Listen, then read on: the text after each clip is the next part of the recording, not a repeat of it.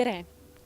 Homme hommikul on toimumas üks väga põnev loeng Meremuuseumi õuel taas. Ja tere, Ain! Mis loeng see on, millest sa räägid? Ma räägin ühest arheoloogilisest leiust. Tegemist on siis Otepää linnused leitud pronksist pasunaga. See tuli välja küll juba 1953. aastal, aga see on laiemale üldsusele peaaegu täiesti tundmatu, sest nende kõige vanemate muusikariistadega on ju nii, et neid on vähe ja keegi ei oska neid ei dateerida ega nende kohta palju öelda. Ja nüüd ma olen üritanud siit-sealt materjale otsida, seda pasunat ennast olen igatpidi uurinud ja üritan siis nii-öelda asja vähemalt esialgsel kujul paika panna. Mis siis selgunud on? Tegemist on muidugi väga vana pasunaga, ta pärineb vähemalt 12. sajandist või 13. sajandi algusest ja tõenäoliselt on ta valmistatud kusagil Lääne-Euroopas. Ta on muuseas selle aja leidudest üldse kõige uhkem pronkspasun üldse, mis meil teada on. Ja ta on jõudnud mingil moel siia Eestisse, aga selle viimased kasutajad on olnud muinaseestlased. Selles olen ma täiesti kindel juba. Nimelt on selle pasuna tagapoolne osa mingil põhjusel läinud katki ja seda on parandatud.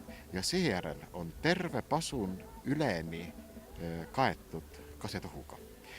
Kasetohu jäljed on tal hästi näha ja võib arvata, et juba muinasajal valmistati meil selliseid pasunaid, siis tema südamik oli puidust ära õõnestatud, kahepoolne, pealt kasetohuga kaetud ja nüüd See oli nagu ilu eesmärgina?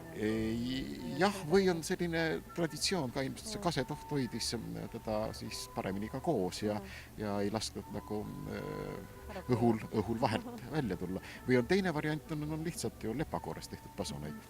Aga nüüd, kuna see on olnud traditsioon, siis ka selline võõramaine pronkspasun on kaetud kasetohuga.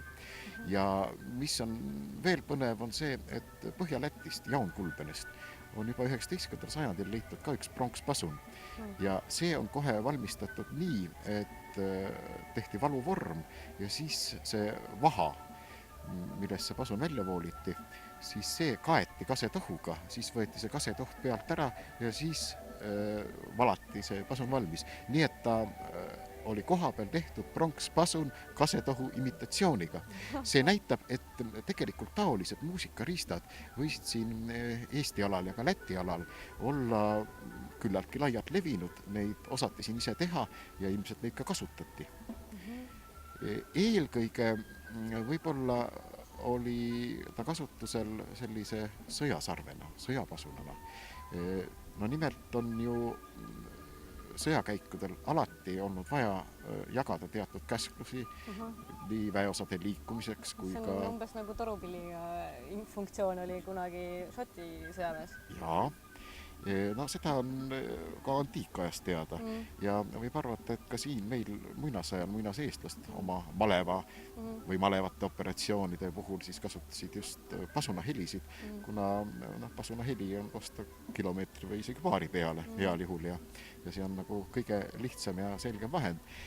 Teisest küljest muidugi sellised pronkspasunad võisid olla ka väga tähtsad üliku või valitseja võimu insiigiateks. Sageli on neile olnud kinnitatud ka selliseid vimpleid ja lippe. Tõsi, praegu on küll Lääne-Euroopast teada üks pilt, mis pärineb 14. sajandist, kuid Otepää pasunal on ka olemas, suudme osas on olemas tal 3 auku ja ka siis tagumises osas on tal 3 auku olemas. Nii et alaosas olevad aukud võivad just viidata sellele, et seal all oli mingisugune vimpel või lipp. Nii et kas oli tegemist siis muisse Otepää vanema pasunaga, mida siis puhuti ka sõjakäikude ajal ja Otepää oli sel ajal ju muisse vabadusvõitluse ajal üks tähtsamaid Eesti linnuseid, Kagu-Eesti linnuseid ja kui me nüüd praegu mõtleme, et kusagil 8 aastat tagasi toimus ju Ümera lahing ja ka seal olid Otepää mehed ühed kõige olulisemad ja tähtsamad. Mine sa tea, võib-olla on seal pasunal olnud ka oluline roll selle lahingu võidu toomisel. Selge, aga ma loodan, et te leiate taas ja taas väga huvitavaid fakte, need kas või sama instrumendi kohta ja palju häid leide ka edaspidiseks.